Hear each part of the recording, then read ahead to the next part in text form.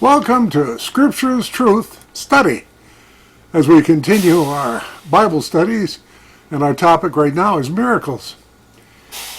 This YouTube channel is sponsored by Fellowship of the Word Christian Community.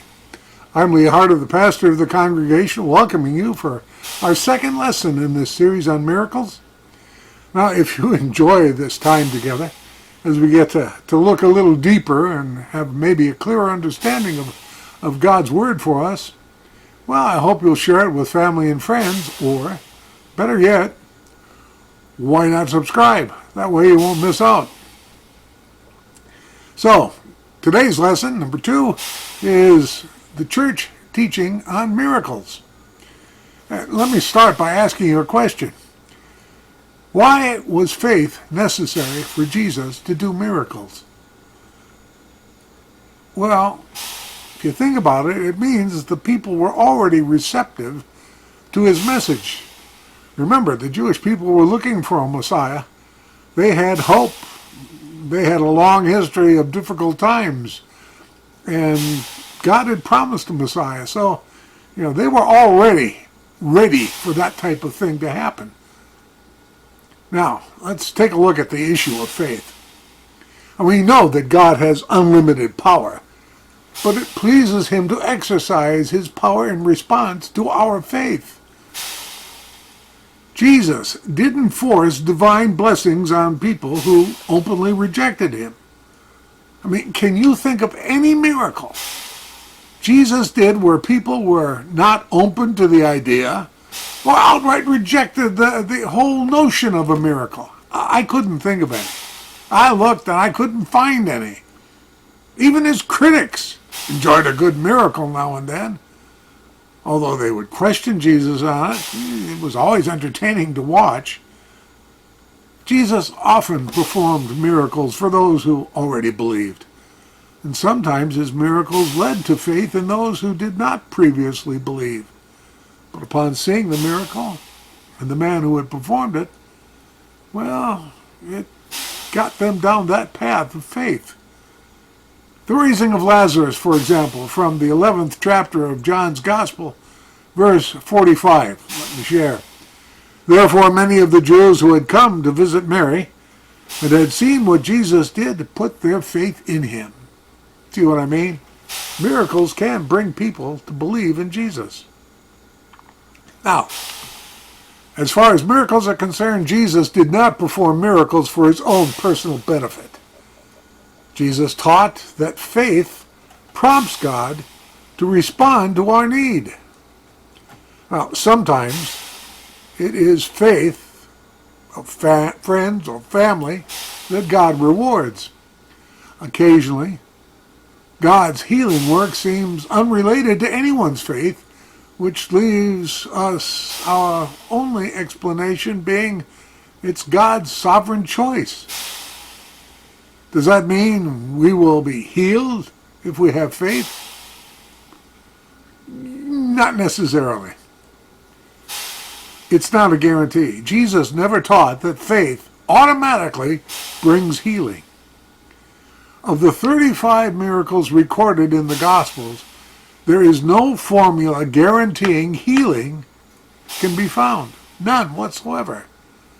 Despite that, as we go about our daily lives, miracles are happening all around us, in hospitals, schools, neighborhoods, and even in the workplace.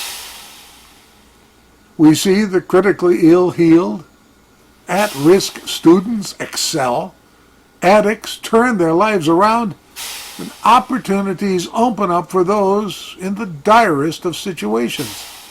In fact, we know miracles still happen in our world. Does the absence of our personal need for a miracle, healing a loved one, saving a life, things like that, not being fulfilled, cause us to question faith? Well, with some people, it can and does. Now, last week when we were together in our first lesson, we took a really good look at the Roman Catholic Church's perspective on miracles. And the reason I started there was simply the fact when it comes comparing with Protestants, the Roman Catholics have got about a 1,500-year edge on their view and understanding of miracles. We Protestants are kind of a Johnny-come-lately. But we do have a perspective. The word miracle is used broadly in common speech to signify wondrous, the improbable, and the newly discovered. When speaking of miracles, people often refer to natural events, such as the miracle of a sunrise, the seasons, one season into another, and no, I'm not breaking into song, birth, and just plain coincidence. All of those are thought of by many as miracles. People perform miracles. Well, something that would certainly be considered a miracle in circus acts and magic shows. People refer to the miracle of modern science, medicine, or technology. People sell miracles like nutritional supplements. If you take this particular product, which, by the way, we'll send you 2 bottles for the price of less than 1, and I'm not going to go beyond that, fitness machines, hearing aids, and a sundry of miracle drugs that'll take care of your blood pressure and your weight, and the list is almost endless. Many of these items are in some way wondrous, and some might even point to God and his plan for salvation. However, to apply the term miracle to any of these is to omit the most distinctive feature of a miracle. Do you remember what that is from last week? It's God's direct intervention in the world. When it comes to miracles, God does miracles, nobody else. So let's take a look at nature and the supernatural. What is nature? Well, it's the created universe. It is both corporeal, meaning man, animals, plants, and earth, and incorporeal, as in spirits. Through the ages, mankind has observed the normal movements of corporeal nature, such as thought, time, cycles, and bodily motion. From these, humanity has learned about the causes of natural events and has derived laws describing what should always happen. As in, I have a jump drive here. Because of natural law, I know that when I let go, it'll fall. Now, if I go to the other side of the universe and have this jump drive, and I'm on a planet or moon or even a small asteroid, and I let go, it's still going to fall.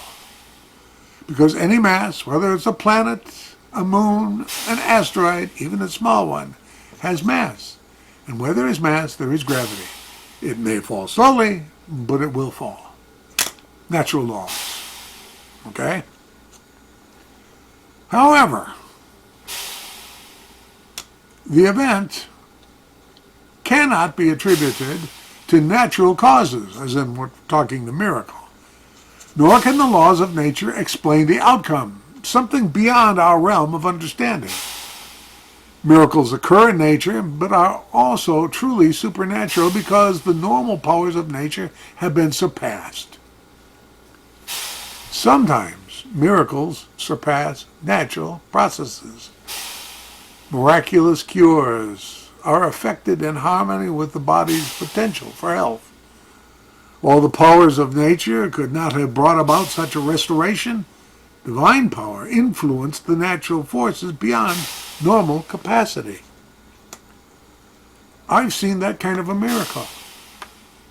In the ministry when I was in Minnesota, on Thanksgiving, I got a phone call from the hospital in the next town that someone in the congregation who had been seriously ill, doctors had indicated that she was dying. Family wanted me to come, so I went.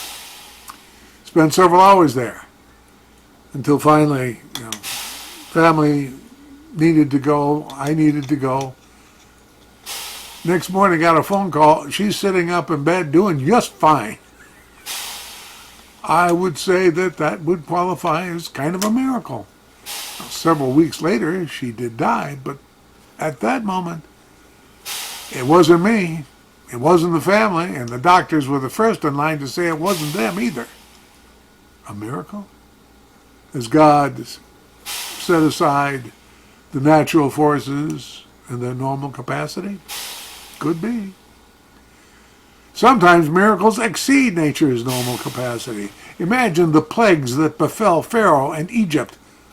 They've been explained according to the supercharging of the natural with the supernatural. God caused these phenomena to occur, demonstrating his authority. The purpose of the plagues was not to bring on unthinkable afflictions, but to convince Pharaoh of God's authority. And it took a while, but he was convinced, at least temporarily. Sometimes miracles counter nature. At Fatima, following the miracle of the sun, the crowd and the ground that were soaked by the rain were dried instantly, which occurred on October 13, 1917. That would be a more recent one, but in Babylon, in Old Testament times, don't forget Shadrach, Meshach, and Abednego, who survived the fiery furnace, from Daniel chapter 3, verses 15 through 23. In both cases, God countered the effects of nature, much like a protective shelter might protect its inhabitants. When it comes to miracles, it all boils down to seeing is believing. And that's where we're going to go in our second part to our study this week. I'll be with you in a moment. Bye now.